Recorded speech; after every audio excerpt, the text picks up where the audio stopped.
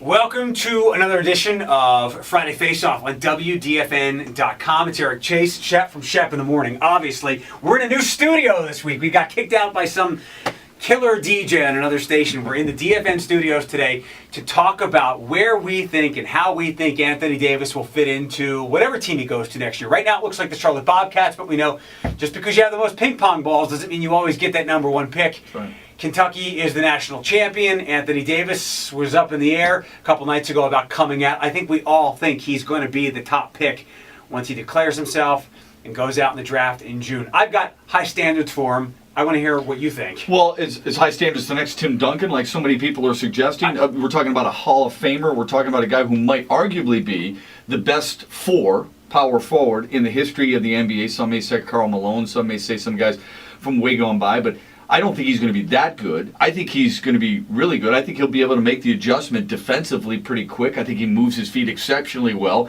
He doesn't leave his feet too early on block shots. His range is 15 to 16 feet or so. Seems like he's got a really good head on his shoulder. Doesn't need to have the basketball on a consistent basis. Understands what team concepts are all about. And obviously he's been coached pretty well. He's a dynamite talent. If I said Marcus Camby, would that be an insult? I don't think so. I think so. Well, Really? Marcus Camby was probably derailed a lot by injuries and what was up here. I'll say this. I don't know, what we're talking about 10, 15 years from now, but I have said this on the air. I think within 5 years, maybe less than that, maybe 3, I think he'll be one of the top 5 players in the NBA. You're saying Kevin Garnett, then, is what you're suggesting. And he's 1 year. Kevin Garnett came right out of high school.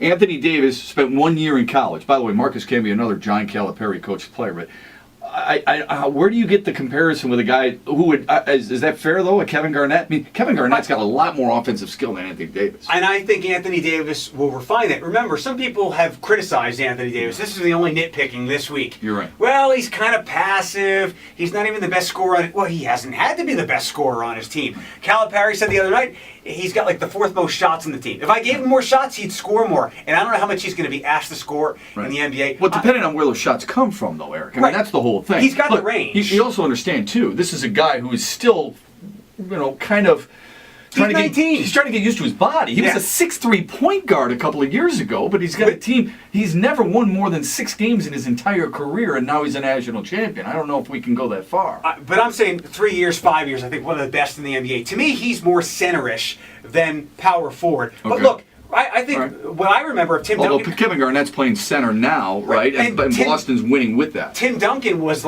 considered a center for his first 5 or 6 years coming out of the league. That's because he had David Robinson. Both of those guys, yeah. And then everybody said, well, hold on a second. Let's make him the best power forward ever. And then he got that position. Does it matter what position he's defined as? To me, when I look at powerhouse big guys in the NBA, I think Dwight Howard. And I think Anthony Davis is that. He'll grow...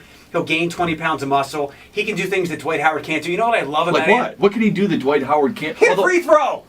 Okay. Hit a jump shot. Yeah, okay, fine. And you're right. He has better range than Dwight Howard. But the reason Dwight Howard doesn't have to have that range is because he's an unbelievable NBA build. I mean, he's got a build like an NFL defensive end, bigger than that sometimes. And he is impossible to stop inside. Anthony Davis has to play from the outside because he's not physically strong enough inside. But I think he will be. And somebody brought up on the show the other day, Anthony Davis has a European-style game, can step out, hit some jump shots, and I think that will help his game. But I added to that, he's a little like Dirk and can step out, and he's got 12 to 15-foot range. No, obviously not. But he's got that as a part of his game, but he's up. Okay. What if I said Andrew Bynum? I think he'll be better than Bynum. I think he'll be more well-rounded. You think he'll be better than Andrew Bynum? Can I tell you this? This is such a nuance, but here's what I love about Anthony Davis that I don't see from any guys, maybe Garnett a little bit. I love that Anthony Davis can take a little bit of a long rebound, take 2 steps, lead the break a little bit, get the outlet pass, come back, get the dunk. He's so amazingly athletic. I agree with that. I don't think we can go Duncan or Garnett or Nowitzki or Bynum or Howard. I think it will be a combination of all of them, and I think he will be one of the top 5 players in the league in a very short period of time. And I said this before, tell me what you think of this as we wrap this up on Friday Faceoff. On Anthony Davis's worst days in his first season in the league, I think you'll see a lot of Theo Ratliff. Raw offense, great defense, block shots. Sure. Former Wyoming Cowboy and former Detroit Piston. I bet you Anthony Davis is hoping he has maybe not as long a career because Theo Ratliff played a long time, but a more productive one. Yeah, Friday Faceoff. What do you think? How good is Anthony Davis going to be? WDFN.com. We'll talk to you next week from who knows where we'll be, what studio we'll be in. WDFN.com, the Friday Faceoff, Eric Chase and Shep.